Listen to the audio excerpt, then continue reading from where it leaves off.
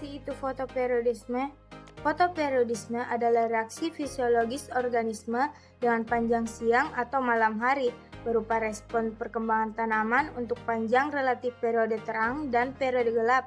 Dalam hal ini, berhubungan langsung dengan waktu. Baik, selanjutnya fotoperiodisme pada tumbuhan.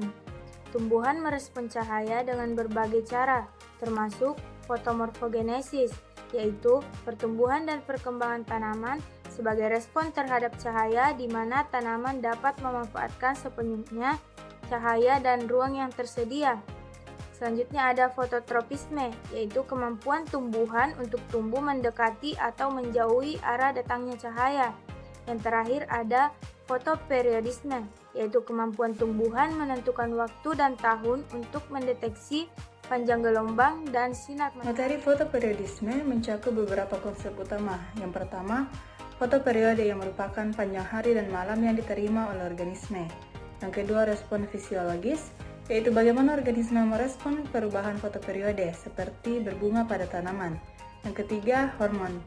Peran hormon dalam mengatur respons fotoperiodik seperti hormon melatonin dan sitokinin pada tumbuhan. 4. Adaptasi dan evolusi, yaitu bagaimana organisme telah berevolusi untuk beradaptasi dengan perubahan fotoperiode di lingkungan mereka. Nah, berdasarkan efek fotoperiodik, tanaman dikategorikan menjadi 4 kelas utama. Yang pertama yaitu tanaman hari panjang atau long day plants, tumbuhan hari panjang. Tumbuhan yang berbunga jika terkena penyinaran lebih dari 12 jam atau sekitar 14 sampai 16 jam sehari. Tumbuhan hari panjang contohnya itu ada kembang sepatu, bit gula, selada, dan tembakau. Yang kedua yaitu tanaman hari pendek atau short day plants. Tumbuhan hari pendek, tumbuhan yang berbunga jika terkena penyinaran kurang dari 12 jam sehari. Contohnya itu adalah jagung, kedelai, anggrek, dahlia, dan bunga matahari. Nah, yang ketiga yaitu tumbuhan hari sedang, tumbuhan yang berbunga jika terkena penyinaran kira-kira 12 jam sehari. Contohnya itu ada kacang dan tebu. Yang terakhir itu adalah tanaman hari netral. Tanaman ini mengalami pembungaan secara mandiri karena panjang penyinaran tidak memengaruhi proses pembungaan. Contohnya itu adalah mentimun, tomat, dan mawar. Mekanisme fotoperiodisme. Mekanisme fotoperiodisme terutama terjadi pada tanaman, di mana mereka mengatur berbagai proses perkembangan dan pertumbuhan mereka berdasarkan lamanya paparan cahaya selama siklus harian atau musiman. Ini terjadi melalui beberapa langkah. Yang pertama, resepsi cahaya. Tanaman memiliki proseptor yang sensitif terhadap cahaya seperti fitokrom dan kriptokrom. Fitokrom adalah fotoreseptor utama yang merespon perubahan dalam spektrum cahaya merah dan jauh merah. Yang kedua, transduksi sinyal. Ketika fotoreseptor menerima cahaya, mereka mengalami perubahan struktural yang mengaktifkan jalur sinyal internal dan tanaman. Yang ketiga, ekspresi gen. Sinyal-sinyal ini kemudian mempengaruhi ekspresi gen dalam tanaman, memicu atau menekan produksi protein tertentu. Respon fisiologis, ekspresi gen yang diatur oleh sinyal fotoperiodik mengendalikan berbagai respon fisiologis seperti berbunga, dormansi, pertumbuhan daun, dan lainnya. Ya baik, untuk materi selanjutnya itu adalah peranan fitokrom dalam fotoperiodisme. Jadi dalam periodisme itu ada fitokrom, yang dimana fitokrom ini adalah akan mempengaruhi fotosintesis dan pertumbuhan pada tumbuhan, serta mempengaruhi waktu pembungaan pada beberapa jenis tanaman.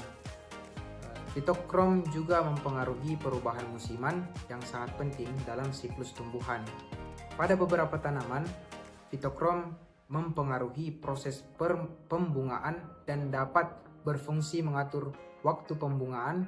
Contohnya, beberapa tanaman berbunga menggunakan fitokrom untuk mengatur waktu pembungaan dari tumbuhan tersebut, sehingga mereka dapat berbunga pada waktu yang tepat dan memaksimalkan hasil dari pembungaan tersebut.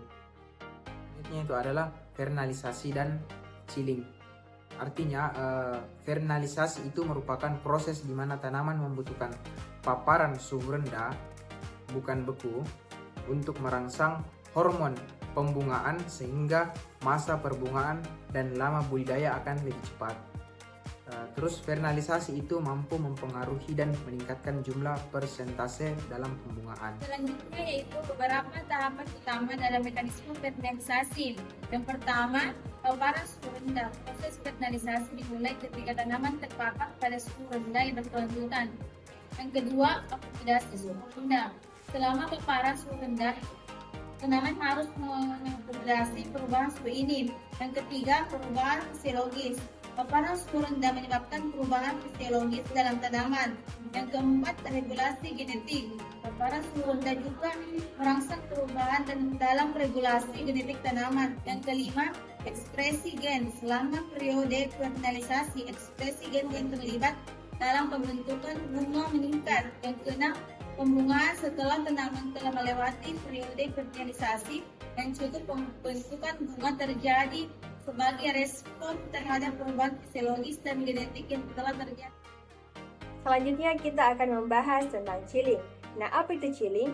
Chilling adalah istilah yang mengacu pada periode paparan tanaman terhadap suhu rendah. Tetapi berbeda halnya dengan vernalisasi karena konteks dari clearing itu lebih luas. Chilling itu lebih luas. Nah, terdapat beberapa tahapan utama dalam mekanisme chilling. Yang pertama ada perubahan metabolik. Nah, paparan suhu rendah menyebabkan perubahan dalam metabolisme tanaman. Salah satu perubahan utama adalah peningkatan akumulasi senyawa osmoprotektan seperti prolin dan glikolisis yang memungkinkan tanaman untuk bertahan dalam kondisi stres suhu rendah. Kemudian yang kedua ada modifikasi membran sel. Suhu rendah dapat mempengaruhi sifat fisik dan kimia membran sel, termasuk juga peningkatan kandungan lipid yang jenuh dan penurunan fluiditas membran yang mempengaruhi integritas membran dan stabilitas struktural selama paparan suhu rendah. Yang ketiga ada pengaturan ekspresi gen. Paparan suhu rendah merangsang perubahan dalam regulasi genetik tanaman. Ini juga termasuk peningkatan atau penurunan ekspresi gen tertentu yang terlibat dalam merespons stres suhu rendah dan mengatur jalur-jalur biokimia yang relevan.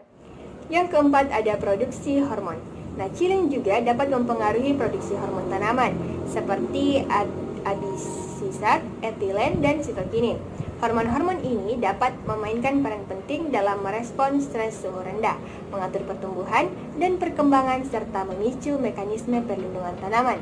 Yang kelima ada akumulasi molekul perlindungan. Nah, tanaman merespons stres suhu rendah dengan mengakumulasi molekul perlindungan seperti protein, chaperone, dan antioksidan. Ini membantu melindungi sel dari kerusakan oksidatif dan mempertahankan stabilitas struktural selama paparan suhu rendah. Yang keenam, ada induksi dormansi. Nah, salah satu efek penting dari chilling adalah induksi dormansi, terutama pada bibit dan kuncup tanaman. Dormansi ini adalah mekanisme perlindungan yang memungkinkan tanaman untuk menunda pertumbuhan sebagai kondisi lingkungan yang lebih menguntungkan tersedia. Melalui serangkaian perubahan ini, tanaman dapat menyesuaikan diri dengan paparan suhu rendah dan bertahan dalam kondisi stres tersebut. Nah, mekanisme chilling memainkan peran penting dalam regulasi siklus hidup tanaman, pertumbuhan vegetatif dan generatif, serta respon terhadap perubahan musiman dalam lingkungan. Contohnya yaitu buah persik. Persik membutuhkan periode suhu rendah tertentu di musim dingin untuk memecah dormansi bibit dan memicu pembungaan yang tepat saat musim semi tiba. Adapun kesimpulan dari materi kita itu, fotoperiodisme adalah respon tanaman terhadap perubahan panjang hari dan malam hari dalam siklus 24 jam. Tanaman dapat mengatur proses pertumbuhan dan perkembangan mereka berdasarkan panjang hari yang mereka terima. Ada 3 tipe fotoperiodisme utama. Yang pertama, tanaman yang berbunga ketika panjang hari atau long day plants, tanaman yang berbunga ketika panjang malam atau short day plants, dan tanaman yang tidak terpengaruh oleh panjang hari atau day nocturnal plants. Fotoperiodisme merupakan mekanisme penting dalam siklus hidup tanaman dan berperan dalam pengaturan waktu berbagai proses fisiologis seperti pembungaan, dormansi, dan pertumbuhan vegetatif. Sekian, saya kembalikan ke